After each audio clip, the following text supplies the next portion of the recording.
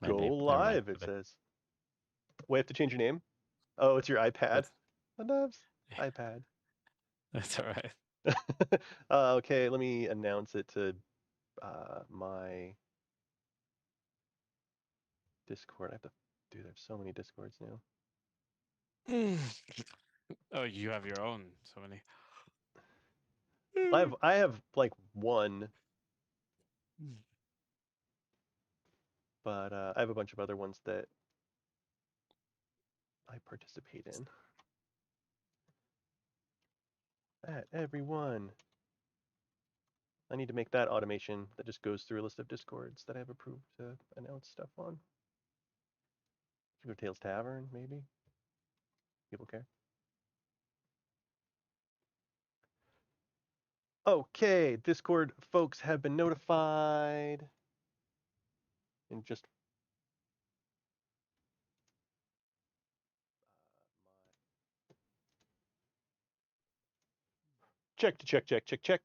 check the audio. Check, check, check. Card. All right, check.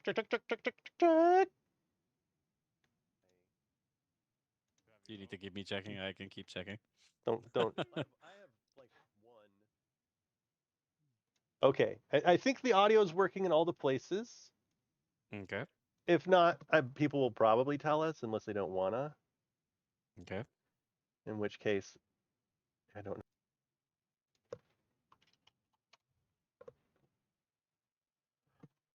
Okay, and this is the part where we would edit the YouTube video to the interesting shit. So, I'm here with Nadav, who is the lead technical director, like artistic director, overall overlord czar of MammothFactory Games, Director. Director. Yeah. director.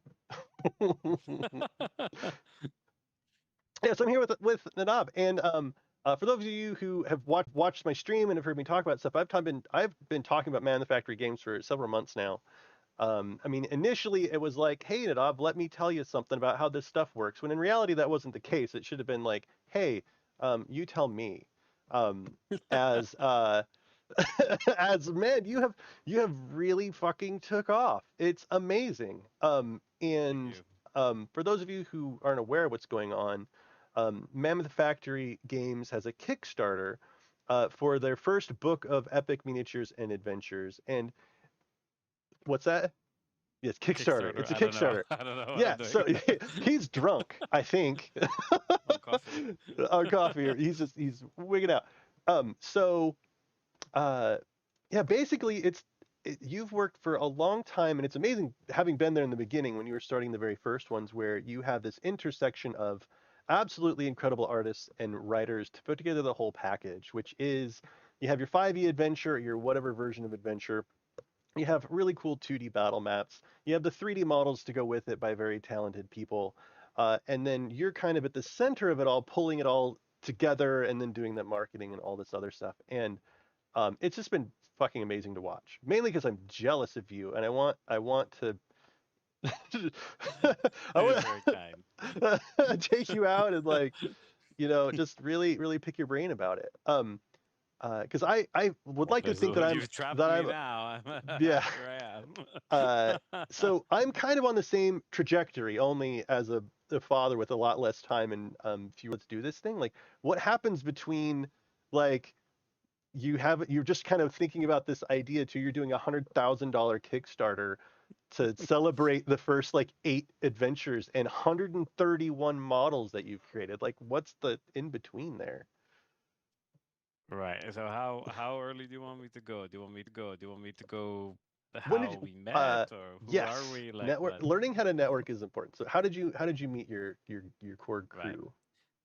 All right. So we are three founders at Mammoth. There we are a team of so there's a head sculptor. His name is David, and he's from Los Angeles. Angeles. I don't know how people pronounce it. There's Daniel, and he's from London, from the UK. And I used to live in the UK, so that's how we met. And then in the UK, I used to work at My Mini Factory. For those who don't know, it's the the platform to buy STLs. STLs are the files that you can use to print miniatures on 3D printers at home. And my manufacturer was just kind of like taking off in the direction of tabletop, and I worked there for a while. And my job was to um, like kind of designer relations and business development and YouTube development, right? They didn't have a YouTube kind of thing at all, so I was working doing that. Influencer manager, right? I was an Hang influencer on, manager. I'm gonna Uh, try this out. My mini factory. Wait, yes, YouTube. .com. Oh no, they we I wasn't making their YouTube. I was doing the collaboration program, working with other Oh, YouTube, right? So I was doing outreach and then collaboration, basically. So I this was talking to a stuff. lot of cool people. Yeah. um, so during that time, me and Daniel were already kind of playing.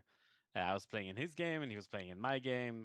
Daniel is a much more experienced DM than I am. You know, just a couple of nerds um, playing D&D with each other, you know, with some friends. And then COVID hit and we kept playing.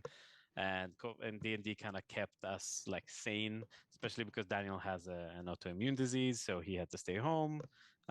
So we would play D&D once or twice a week with a group of people, and then after that we would just stay and talk for ages. And after we realized that it was kind of like, so what do you think happened this session? And then it would just turn into 3 4 hours of just jibber jabber about how to do things differently and whatever. And then we realized that we're kind of enjoying this and we're kind of bored at home. And so we turned that into a podcast. And we, like a lot of cliche things in COVID, we did a D&D podcast.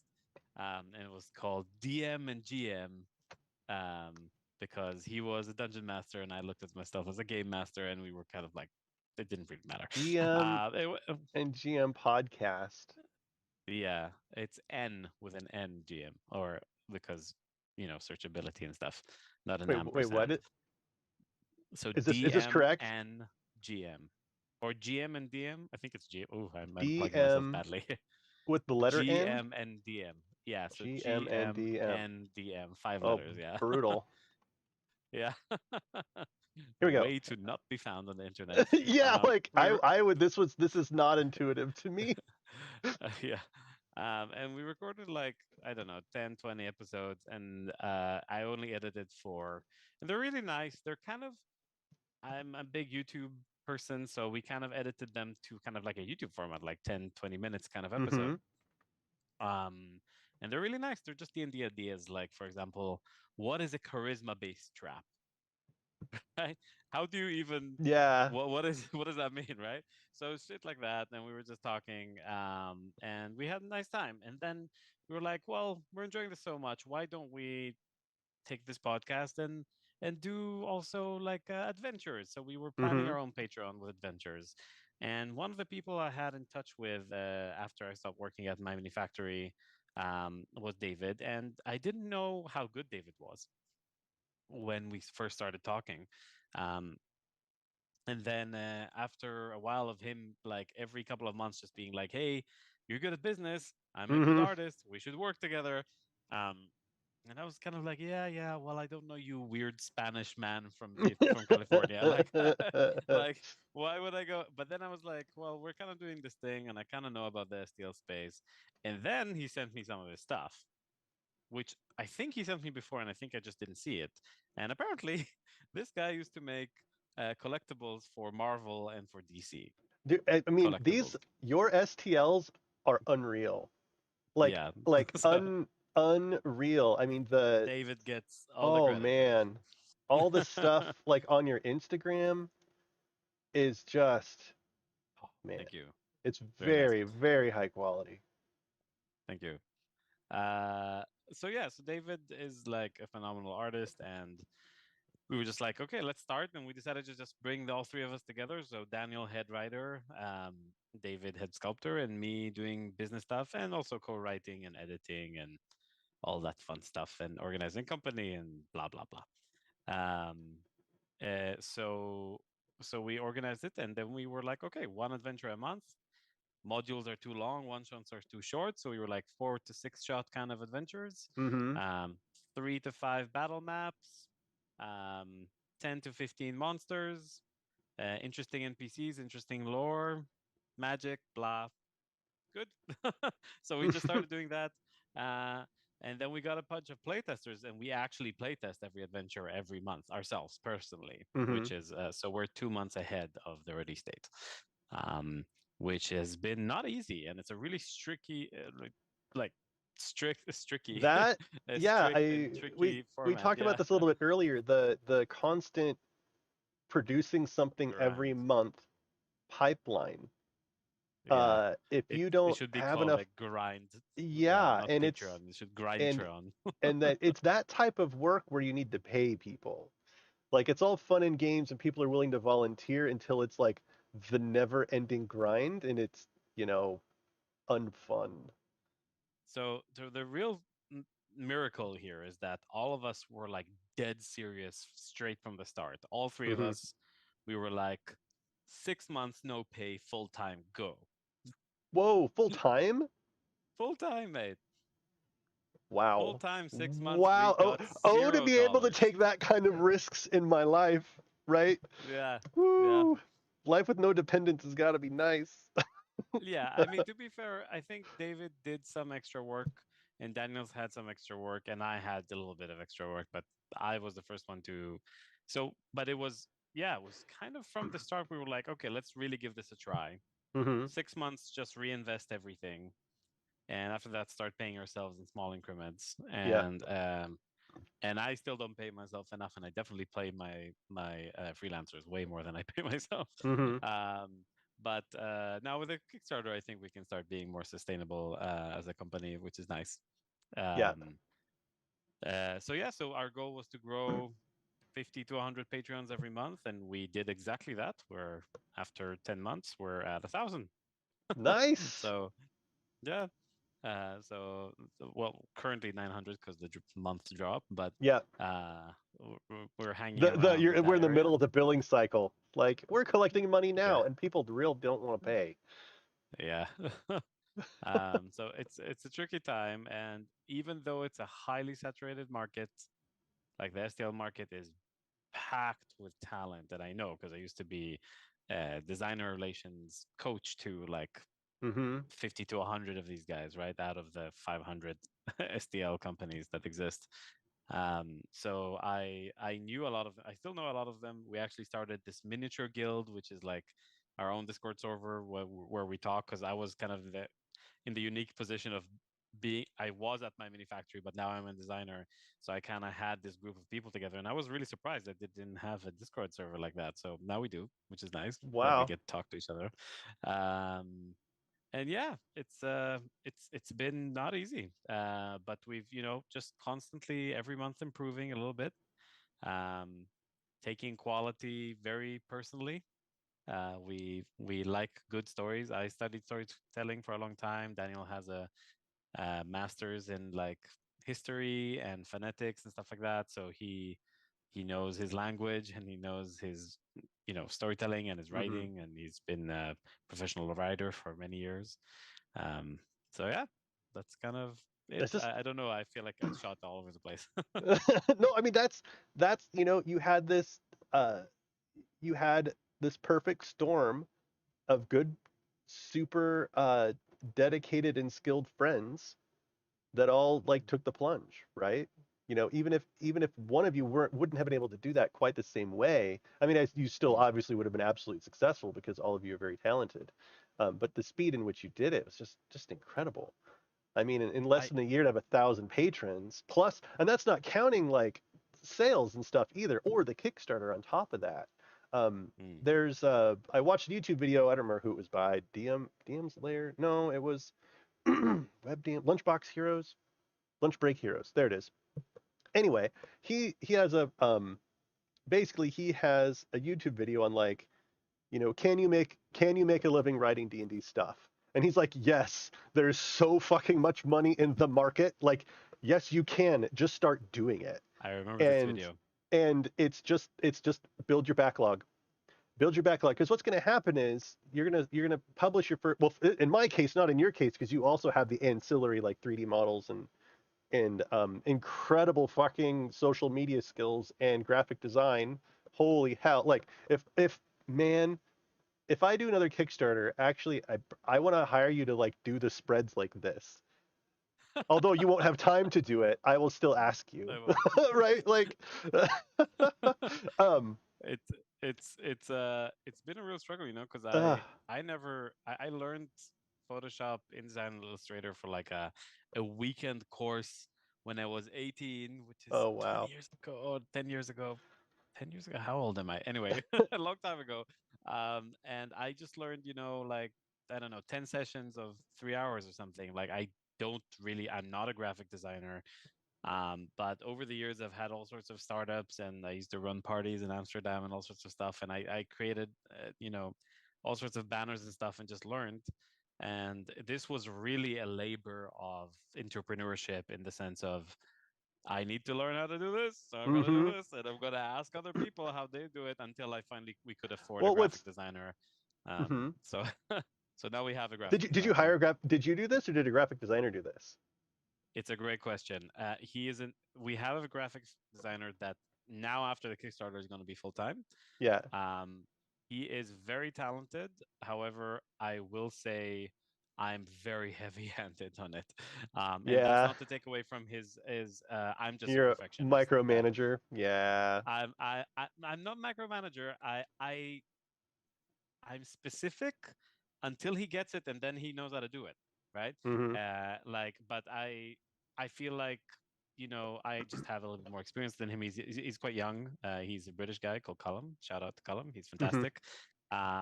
And he learns so quickly, and he's surpassed me like a million times over. But at the beginning, both of us were kind of learning how to figure things out, and I'm still very, very involved with that.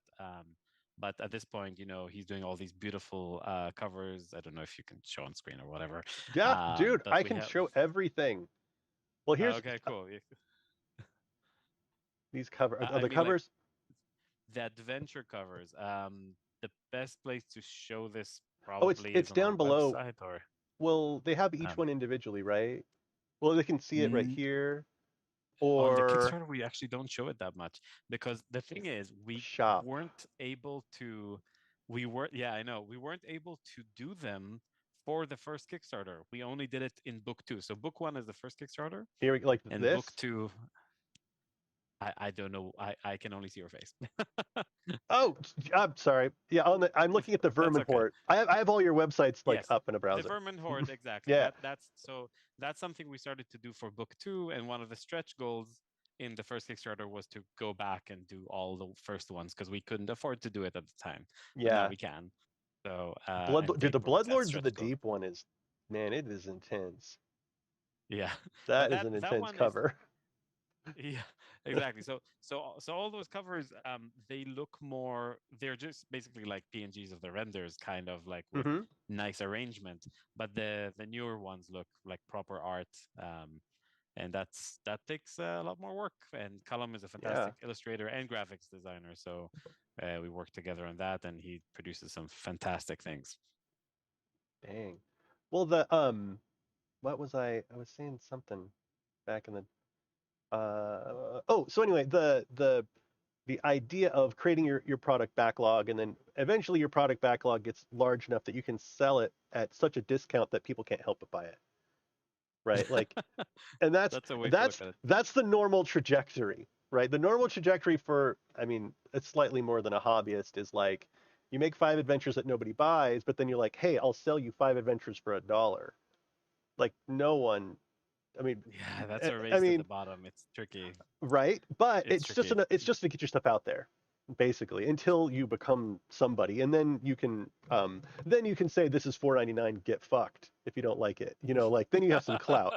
So and Yeah. so, but with your stuff of like the very first one, like the level of quality with the STLs and all of that stuff, just skipped over the entire grind. I feel like as far as uh No, no, man. We when we started, we were so focused on getting that 100 Patreon mark that we did 15 minis at our level of minis, which is we consider premium, considering David is so amazing. Hmm. Um, 15 minis plus adventure for 6.99.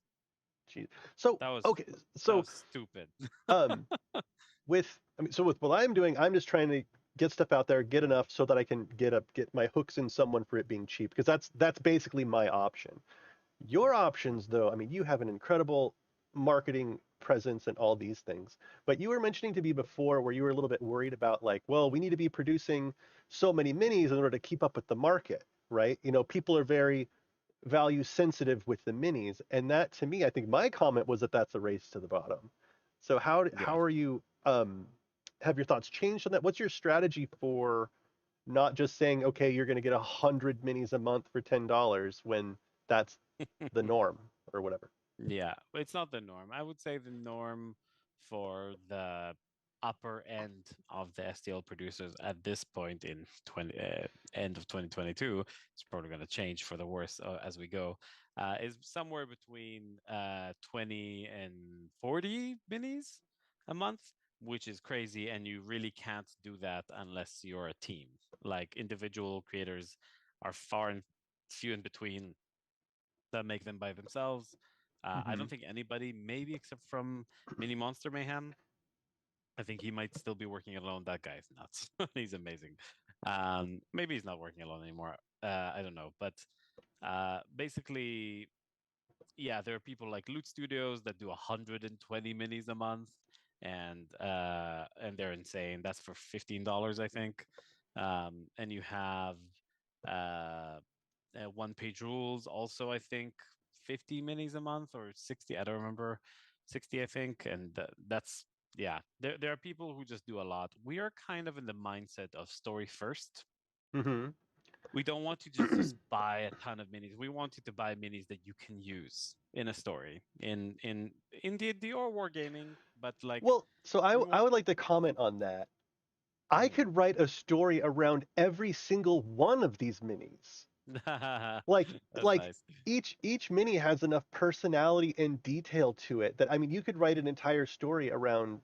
I mean, I'm looking at your Bloodlords of the Deep right now, but each one of I these mean, creatures, like, it's true. Now, it's the yeah. thing is, the thing is, right, is that we're actually kind of doing that now. So we're in the process of hiring some extra writers, people, DMs that have been playtesting our stuff in our community in our server, that have been, you know, pioneers, mammoth pioneers, and they're just so fantastic that we were just like, hey, do you want to try to write a one shot? Like we're kind Hmm. of like a publishing house, like let's try this. So we chose like five that we like a lot, and they're writing currently one shots that we're still guiding them, we're still editing them, and we're still doing some of the writing, maybe a third or something, and producing the maps and and everything and balancing and everything.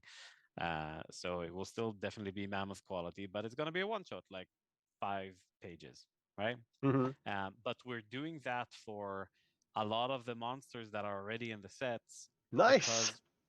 because because like you say, a lot of them They're have so much fucking personality. They cool. deserve their own thing, right? Like you can look Um, at one and just know like, okay, I want to know the story behind this token. This is not a random encounter. Like all I love your the mines one that you made with all the little like goblins with the bombs and stuff or whatever they are.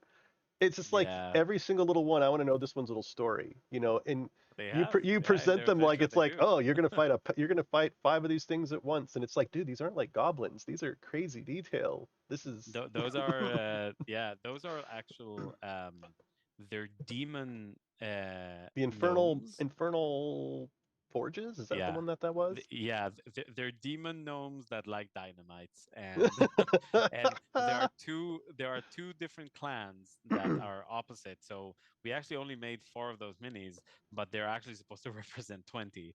Um, so you're actually supposed to print them many times or print them Here we on go. paper It's minis these many little many guys. times. They can see it on the screen. The infernal forges cover. The little dudes at the bottom. Yeah, they're pretty nuts. And you have two different factions, and you can choose to help this one or this one, and you're trying to convince them to betray their demon overlords that are making this, you know. lava dam and to build like these infernal automatons and stuff. Wow, So so they that's do have a story, incredible. but yeah, we're just trying to take it, to deepen into the different stories and different themes, because every month we change the theme because we want to keep it fresh and da da da. But like a month is nothing, Oh, I right? mean, I would love to comment on that as far as each of your adventures covering a theme and an environment too, right? Like you've got your Bloodlords of the you had a was it on your Kickstarter where it was like the basic comments of each adventure, like what the themes were? It was like underwater vampires, comma, yeah, werewolves with a twist, trapped in a tavern, surrounded, horror, revenge. Like, okay, it looks like you almost just went to like a random adventure generator and hit the No. plot button, and it's like, okay, we got infernal blacksmiths in the Underdark with the lava automaton army, and there's some infiltration. Like, okay, like, Well, I I mean, love the that thing is, you could boil it all down to those keywords. It's so good.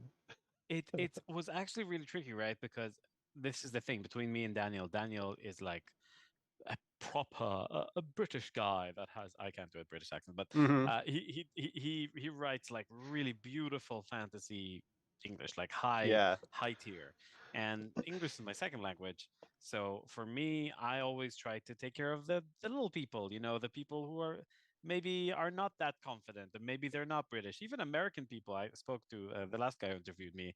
He was like, I'm American and I read fantasy and I know all those fancy words, but I don't want to say them, right?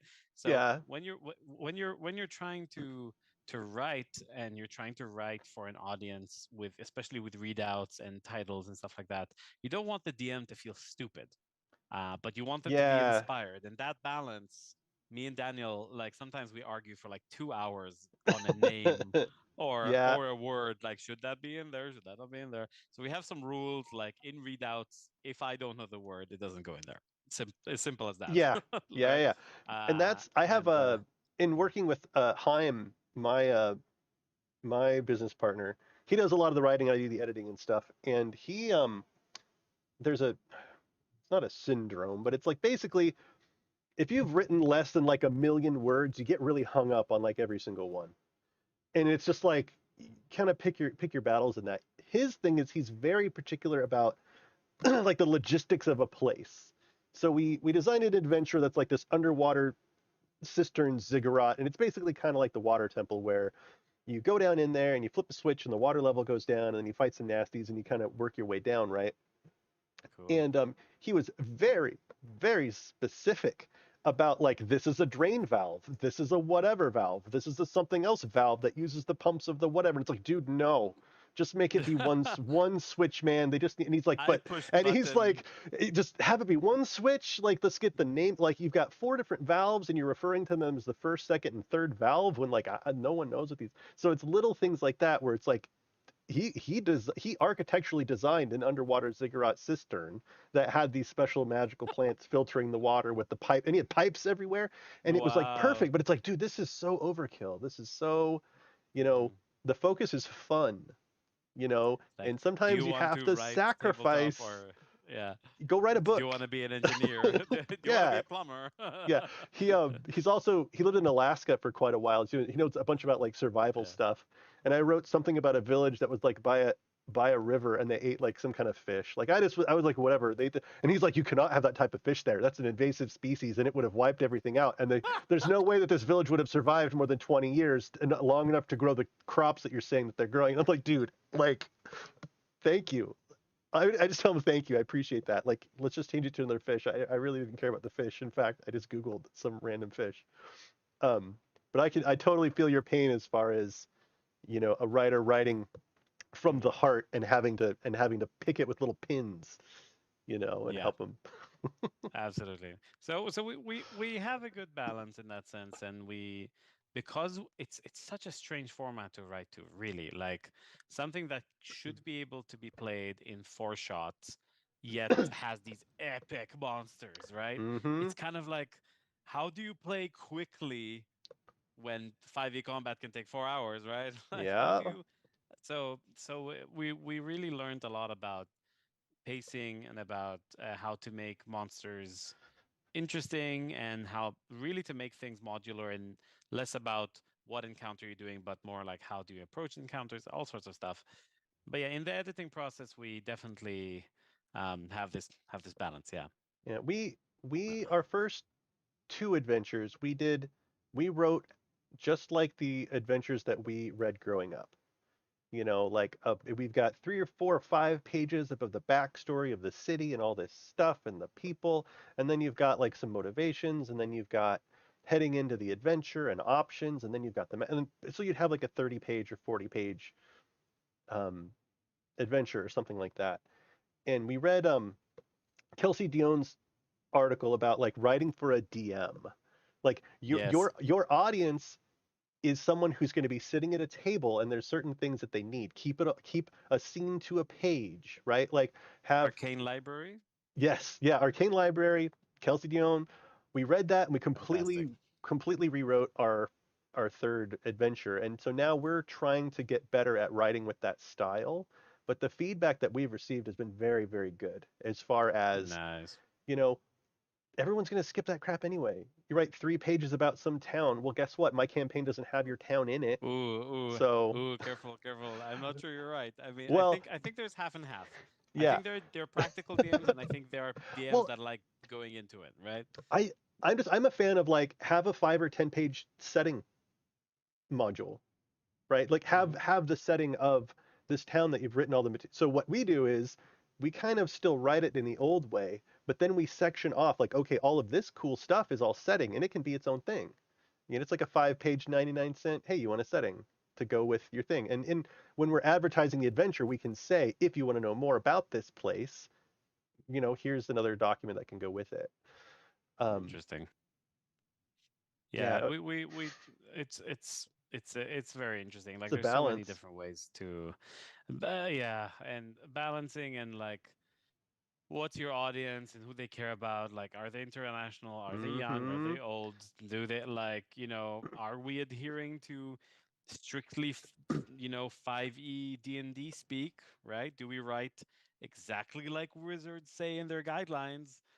Fuck, that's hard. Like Yeah, Daniel got really good at it, and we invent a lot of mechanics, so that's impossible you many did. You times, have right? one your flow chart. Oh God, what was your flow chart for like how damaged the thing was in one of your Oh adventures? yeah. Oh So my that God. that I was was like, what that is was this? nice. Yeah, so I actually meant about like monster mechanics, but yeah, Oh definitely we yeah, have some story mechanics that are different. like whole So we did, systems. yeah, yeah, for sure. I mean, um, sorry, pardon me, it's not coming. Basically, the that was what was that? That was basically a skill challenge in which every failure took you to a different scenario, Mm-hmm. literally. So you could only, classic skill challenges like either you win 6 times or you fail 3 times or whatever. Yep. In this case, winning every win meant something and every fail meant something, and that chart was just displaying like that's the part of the adventure that can go like that, and that would mean how you would do the loop of the Yeah. story, and there were a million different ways. We we made we made a really pretty thing, which was kind of like if this then that, and if this then That that, flow and then we chart would was saved it. Like I tried reading it's some of the text and I was like, what? And then I just looked at the diagram. I was like, oh, okay, I get it. You know, like yeah, this is something that a it's picture you need a picture. yeah, sometimes, and many times actually, that's what we've started to realize that when you're throwing people into a situation, area maps, man, area maps really help. Mm-hmm. Because D&D used to be a dungeon. There was just room, and then room 1 or 2, or room three Yep. or four, right? And now it's open world, but it's open world in a short arc. So Yeah. you're kind of like, I need to find ways to limit you. So, for example, in that adventure in Sprawl, like they're high enough level that they can fly, and if they can Yeah. fly, so we made a massive tree in the middle of the forest that some rocks, ROC, Yeah. Yeah. massive birds live on, and like you can try to fly, but there's a 33% chance they see you. Yeah. Right? And that's And the it's type like of thing. good luck. That's the type of thing where as a as a DM or as writing an adventure, there are so many things that can happen like post like ninth Mm. level. I mean, they can teleport, they can blah blah blah blah. And so writing Oh, we around we don't even go there. Yeah. or yeah, like I just don't bother. Like I just assume that the DM and the players are going to have some sort of agreement about what they're going to do and what they're not going to do, and that they're going to follow the rules without having to put a bunch of stuff in the module to try to force it. Like if anything, it'd be like a note to the GM. Note to the GM. If you Yeah. have a problem with people flying, here are two or three ideas.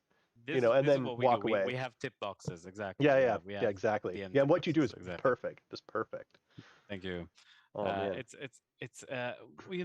Really, we made a very conscious decision that our adventures are going to be at the level where most people play D&D, which is 4 to 9, Yep. basically.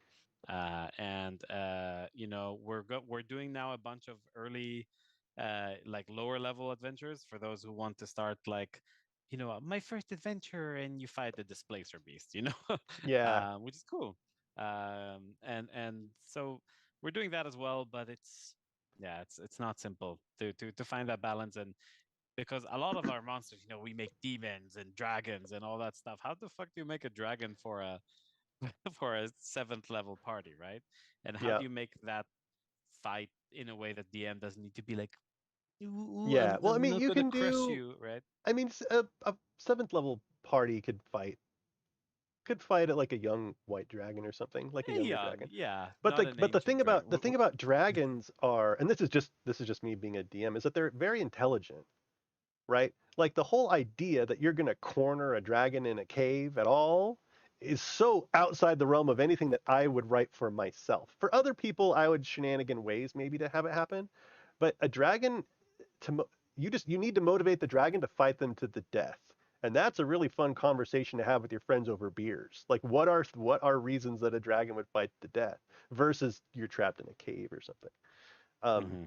and then it makes the combat with lower level dragons a little bit more interesting. But yeah, And the the the fact that low you need to level fight no them hit in a point thing. cave, yeah, Yeah, yeah. yeah. Like we actually didn't do that. We didn't do the cliche of you managed to fight to You sneak up on the sneak your dragon way and in. slayer. No, no, no.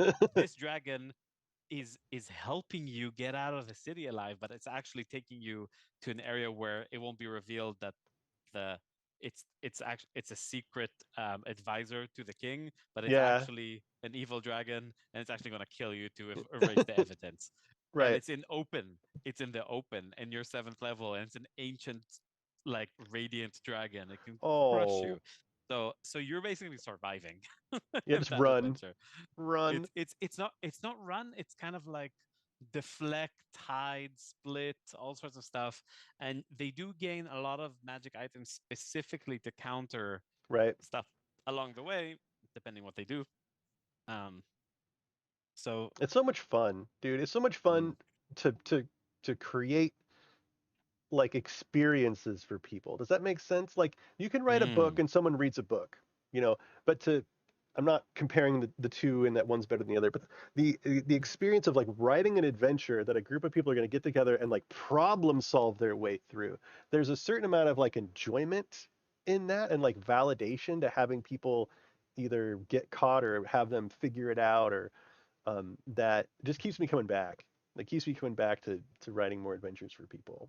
It's so great. absolutely, absolutely. It's definitely it's one of the most human things I feel like people can do. It's really, when I tell people about D&D, and we're all guilty of this, D&D has consumed our lives, whatever. Yeah, I mean, for me, it has, right? And I try to explain. I find myself like talking about D&D to people who don't care about D&D. If I start saying paladin or sorcerer or something like that, they're gonna they're zone gone. out. They're But gone. they're gone, right? But the second I say like, oh, it's a really human thing where you sit around a table with a bunch of people and you get to tell a story together and It's play for collaborative like 3 4 storytelling. hours. Yep. Yeah, which is true.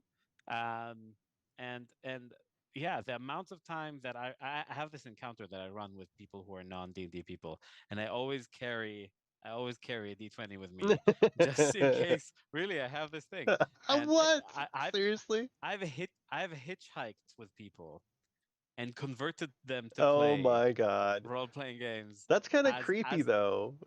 it's Like, not. It's not. I haven't. They're not playing with me. I've convinced them to be open the idea of oh what my gosh. a collaborative storytelling thing You're is. the preacher. You're the hitchhiking, wandering D&D Oh no, they ask me. proselytizer. I only They tell ask you. people They if say, they ask me. I've heard about D&D. Do you know anything about D&D?" It comes out No, no, no, naturally in no, no. conversation. They ask me what do I do, Oh, okay. I suppose that makes sense. right? They ask me what to do, and then I'm like, oh, do you know what? Do you like storytelling? Do you like toys? Okay. If they kind of into storytelling, and I like, do you know what D&D is? I mean, to be honest, 7 out of 10 people are like, wow, you write like fantasy stuff. That's really cool. Because since Game of Yeah. Thrones and Stranger Things and all that, Oh, well, kind 5e of is blown cool you do open. that. 5e blew open the whole like Pandora's I box don't of think people it's getting 5e. excited. It was I back don't think it's 5e. when D&D Beyond first came out and their push with 5e, right? I don't think that's what this is. I That was think way it's think before Game of Thrones. yes, Hmm. but I don't think 5e made fantasy mainstream. 5e made D&D accessible for people who I wanted mean to tabletop do that already. RPGs. I was talking about the But act I'm of just role talking playing about the versus genre, the right? genre. Yeah, yeah, yeah. I'm just like the genre fantasy with Game of Thrones and with Stranger Things Well, Lord and of the with Rings. yeah, but Lord Shit's of been the Rings was primed still for this for a niche. while. It was I don't know. niche. Maybe I'm just so deep It, in it that I can't tell that it's it niche. I mean, I'm like it up to my wasn't eyeballs. Game of Thrones was like, you know, the final seasons was even though it was bad, it was screened in like pubs in the UK. An average pub was screening Wow. every single episode. People were, football hooligans would stop watching football and watch Game of Thrones. It was crazy. Wow. Yeah, it was really, really mainstream, like insanely mainstream. And then they ruined it. And now maybe House of Dragons, who knows? They'll But try to I think fix we're it. going. Uh, Anyway, uh, well, yeah. I mean, it's relevant. Like, this is what Hmm. motivates us and drives us to produce this content. And I keep saying we, like, you are very passionate about it, right? I'm Hmm. passionate about it too, but this is about you. And that's, this is what's behind the Kickstarter. Does that make sense? Like, this is what's Hmm. going on. There's blood, sweat, and tears to get this whole project put together, to coordinate all these people, literally just to make experiences for people.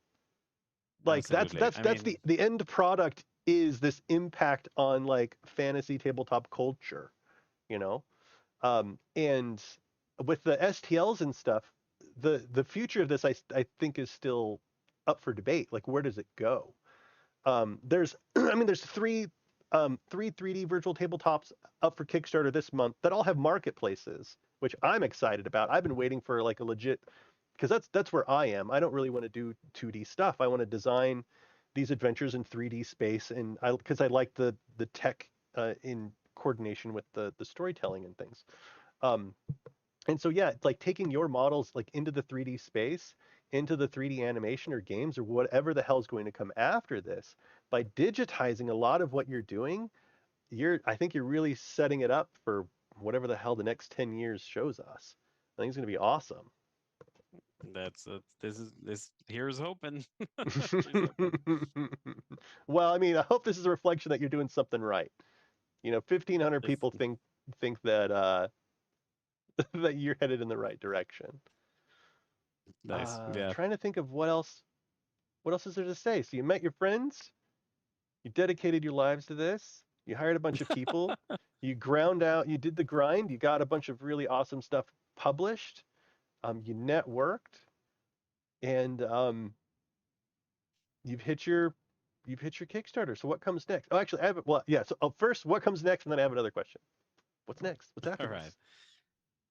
Well, so Mammoth Factory, like we have a lot of things in store that are not confirmed yet, so I can't announce them yet. But technically, we do every half a year. The first book was 8 months, but every half a year there will be another Kickstarter for book two. We are already in our Patreon with our community. We're playtesting book two already. Um, it's already fourth episode out of six, fourth chapter. Um, and it's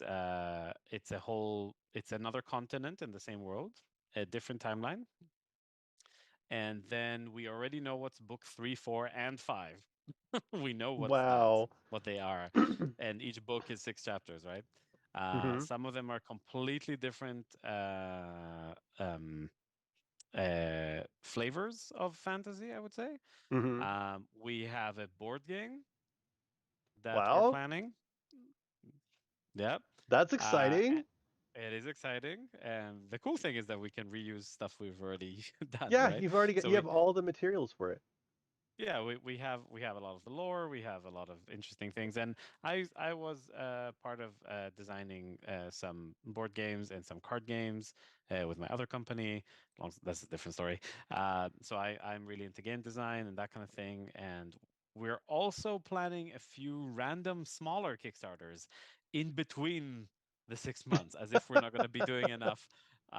So we're I've doing found Patreon. We're good. I've found that once like you learn how to do a Kickstarter, like once you get your first one, that setting up the rest of them is so it's not I don't want to say less work, but like there's a lot of unknowns. Like you know the kind of the schedules and that sort of thing. So I'm hoping that you're having that same experience where it's a little more streamlined the after the I'm first. less terrified of it now. It's Yeah. not done yet. Um, and we were quite lucky with many things that happened and a lot of people that have helped us. So very, very grateful to a massive amount of influencers that were just like, "Yep, this is good stuff," Yeah. and we were just like people like Ribanator, man, that guy, he's making two videos about us, and he has like Wow. 250,000 subscribers. That's a that by itself is a big Wow. deal. Um, and many other people that I've always loved and wanted to work with. And now that we have made over 100K, not at this very second, but in a few hours probably, uh, We could find out. it's we're so close. We're like Here, 98 or so. I don't know what it is. I'm gonna look you up to see when you're predicted Okay, okay. to cross It's very 100K. soon. It's Let me look here. Mammoth Factory. tomorrow or in 2 days 97. or You're at something. 97,810, and according to this, it thinks you're gonna hit 100K. When is this? 2 3 days doesn't really No, matter. no. Actually, it It, thinks it you're gonna hit it later today. okay, Like in a matter of fantastic. hours, is what this says. Yeah, that's what I I said. think. So, Hang on. Oh no no. Yeah yeah yeah. so with a track record, I think it's going to be easier to bring people on board, and we're going to have budget to pay people. Um, Influencers need to make a living too, and that's fantastic. Yeah. And the nice thing is when you make a 10 out of 10 product, which we consider that what we do is right. We really aim to be like the product needs to speak for itself. I want if somebody gets this thing and actually checks it out, I want them to be blown away or impressed at least so that if they are in our mindset, which what we think is good, um, that they would become a fan, right? We Mm-hmm. we really try to go 10 out of 10 for product. And then that kind of does its own thing. And that plus a track record will allow us to capitalize on that and take it even further. So that's the hope. We're also running immediately after Kickstarter. We're running a Frontiers. Um, for those who don't know, Frontiers is a version of crowdfunding that MammothFactory have that is very STL focused. Mm-hmm. So that's expected to make another 10 to 20, maybe 30K additionally. Nice. Is Um, that also going to be for getting your current models at a discount, or is that to do new it's product? exactly the same campaign. It's Why just not do it? uh, but Kickstarter, fucking Indiegogo, Frontier, like do them yeah, all, exactly. man. Why not? Exactly. No, I mean the only reason we're doing Frontier is because my manufacturer were like, hey, we're doing this thing. It's still in beta, but do you want to do We it? We'll miss give you some you. promotion.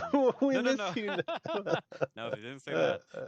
No, I'm joking. I'm joking. We're in very good relations with them. I speak to one of their CEOs very, very regularly. Hmm.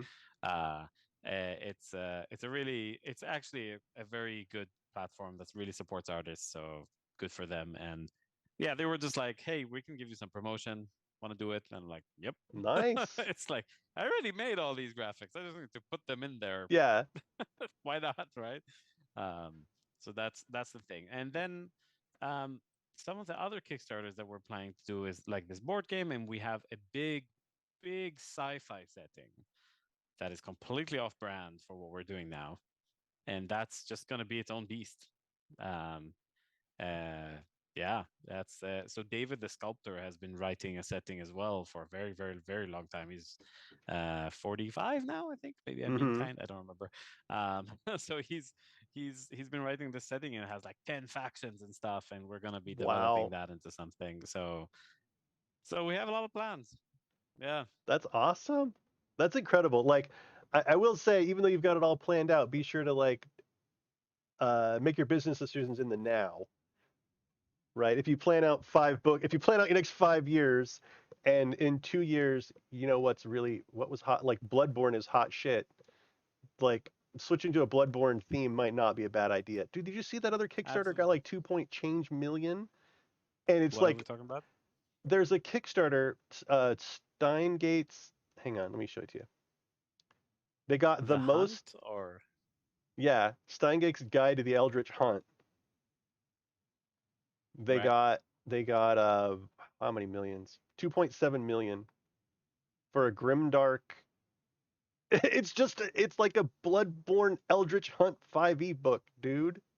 2 point. Apparently Amazing. there's demand for some Soulsborne stuff. Fantastic. That's nuts. I mean, they're doing physical, if I remember correctly, right? They're doing physical minis and physical board game, I think.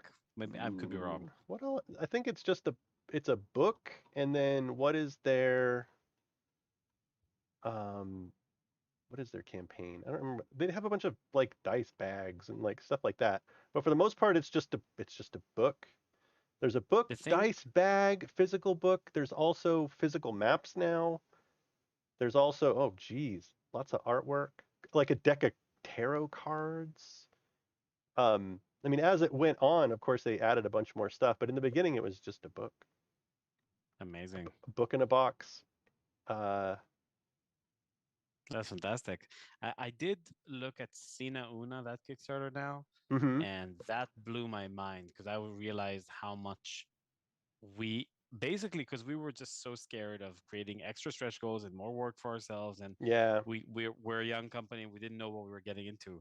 But as I was looking at the Sina Una Kickstarter, which is by Hit Point Press, and they really know Yep. their shit. Yep. Oh my god, the amount of add-ons and upselling that happens once you actually choose your pledge. I had like I thought I knew things about Kickstarter. I clearly know nothing. Like as I Yeah. was going through their stuff, I was like, "Oh, I want this." I was like, "Oh, I want this," because I was just planning to go PDF.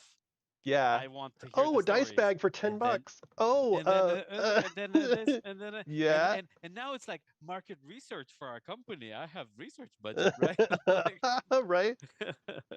and we did actually end up getting the premium box, which is not the deluxe box. There is like a oh my god, like for 150 or whatever it is, like fantastic for them. Their Kickstarter looks fantastic, but it's really interesting because they're making their raised amount is higher than ours, but they're completely physical and they have all these physical things.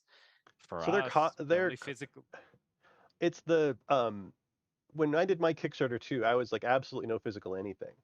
I don't want physical yeah, because like the nightmares about shipping. They're like, oh, shipping and production. I made 50,000, but now I need to spend 40 on production costs and artists and yeah, I'm so far away from the physical realm. But I mean, even that the Steingate's book, people want the book. People want the physical stuff. There's a Yeah, drive and demand for it, but I would be I feel like I'd be jumping off into the deep end. at this point to even. It's very risky as a Yeah. company to do a lot of physical stuff. One I mean, of you our did your guys book. You now, did your book, right? but we only did a book. Mm-hmm. We did nothing else. The custom Like dice bags and all that stuff. nothing. And so the shipping is really, really affordable and clear. Mm-hmm. And we have this interesting manufacturer in the UK, which is fantastic for that. And we're hoping to get the book to people by January 23, Mm-hmm. like now. Like somebody that is part of the team, he told me he just got Kingdoms and Warfare 2.5 years after the Yeah. Kickstarter ended. Now, I'm Yeah. like, Yeah. I want to supply this book in 4 months. Like, what the I'm fuck?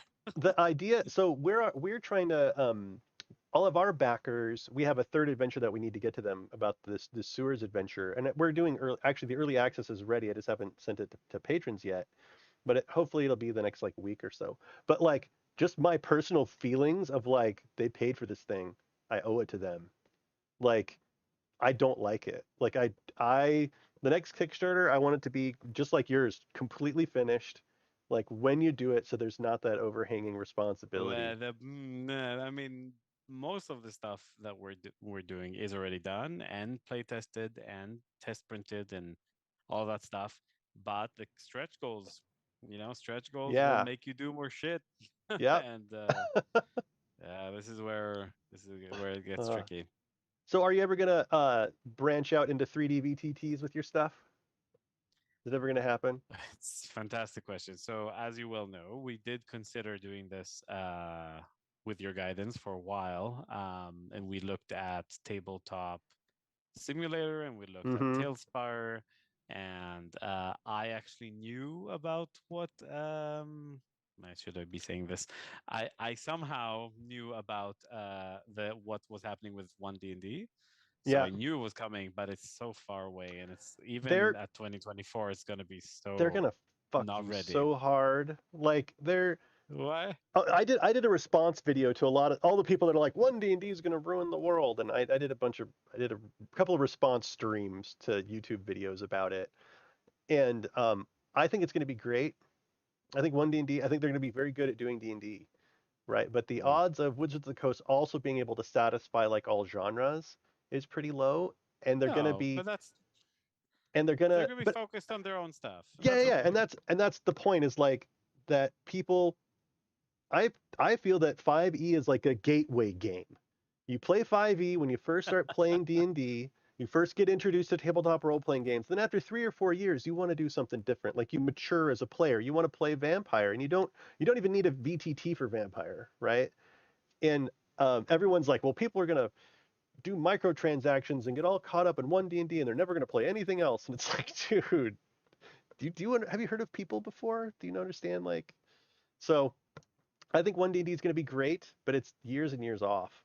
Um, It's years away, and who knows if they'll make it do. Because the thing is, the more production something takes, the less a DM feels like they can improvise or you yeah, know adapt. So this is like, ooh, and might be a little bit blasphemous, right? But like to some extent, I am a big fan of paper minis, right? This is yeah, why we have also paper minis, mm-hmm, because you can make them and you can very like between now and next session, you can in an yep, hour you can have your next session, right? mm-hmm, Um, so it's yeah, there's a balance there. So if you're going to be playing some official modules, I think it's going to be fantastic, and I think that's going to be great, and still quite limited.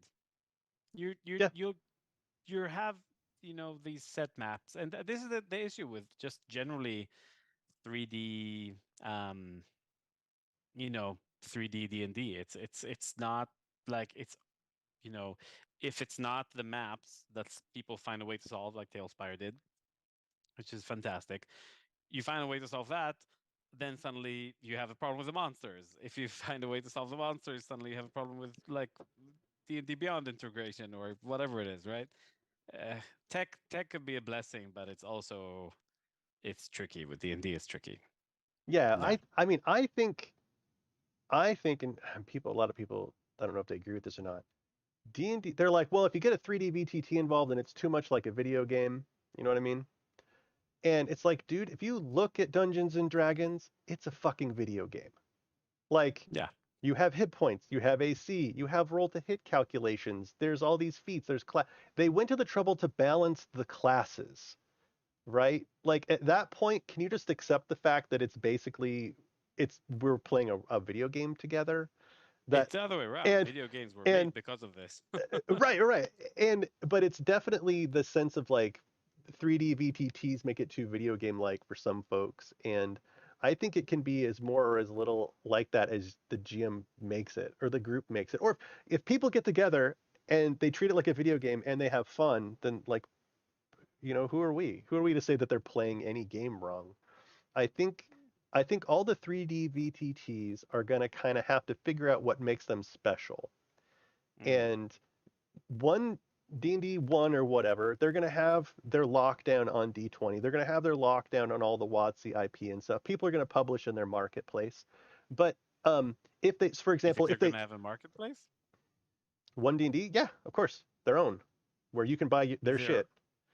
yeah, They will but have a not store. like Sorry, they will have a yeah, stores. store in the same way that D&D Beyond does, is my guess. But I mean, honestly, they would be really, really shooting themselves in the foot if they did not have a marketplace in which they got 50% of everything that everybody made. Like, I mean, there's um, DM's basically Guild for that. Yeah. It's going to be DM's Guild inside of their app. If they don't do that, then they're idiots. Um, but Mm. there's going to be other systems. So say the D&D 1 or whatever it is, maybe there's no verticality, right? Like you can't make people fly. Like maybe they don't have really good sci-fi assets. Maybe they don't let you import your own assets, which is would be very WotC. That would be very them. Absolutely will do that. They will absolutely. They will not They let better. people import anything.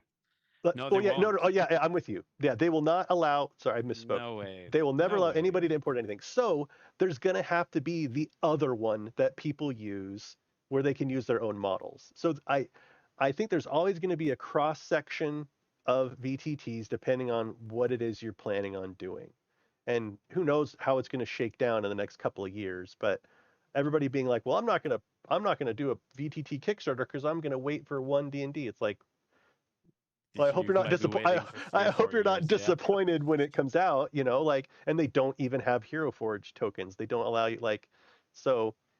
Uh, anyway, yeah, the 3D VTT space is very interesting. At least now we're going to have ones with actual legit marketplaces. Then not up Hmm. until this point, Tailspire, which is just not at all supportive of their content creators. Um, but it'll be interesting. It's gonna be an interesting time next little bit. Mm, Well, for sure. I think that's about all the time I have. I gotta go help the kids do the stuff that the kids need me to do, like move the sprinkler. I gotta flip one of the swings over because it got wet. Like my daughter wrote me a sticky note and she put it on my desk right here that one of the swings is wet and it needs to be flipped over. Why she can't do it, I don't know. I don't Yeah. know, but I'm sure she has a good reason. Um, so thank you very much for joining us again, Nadav, with Mammoth Chronicles Book One: Epic Miniatures and Adventure Kickstarter. Congratulations! I'm so glad to see this do well, knowing all of the insane amount of work that you all put into it. And I'm Thank you. absolutely, for what it's worth, I'm just kind of a nobody, but the quality of this is the standard. Like this is the ultra quality that I strive for in everything that I do in my builds and stuff, and it is just amazing. It's just amazing. Thank you so much. Thank you very much. Hey, Pleasure take to be care. here. You bet. Have a good one. Take care. Bye bye. Bye bye.